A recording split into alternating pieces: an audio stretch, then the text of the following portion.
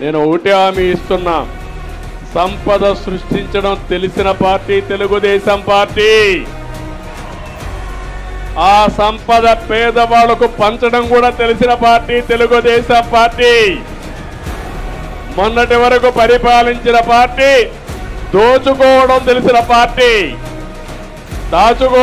దోచుకోవడం, వ్యవస్థల్ని విధ్వంసం చేయడం, నిద్రలేస్తే అబద్ధాలు చెప్పడం.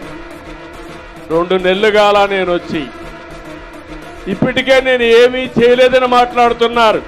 నేను ఏం చేశానో చెయ్యలేదో ఈ ప్రజలే సాక్ష్యం అని మీ అందరికీ విజ్ఞప్తి చేస్తున్నా. మళ్ళీ మీ అందరికీ హామీ ఇస్తున్నా, ఒక పక్క అభివృద్ధి చేస్తా, ఒక పక్క సంక్షేమానికి పెద్దపీట వేస్తా, ఇంకో పక్క ఆదాయం పెంచుతా.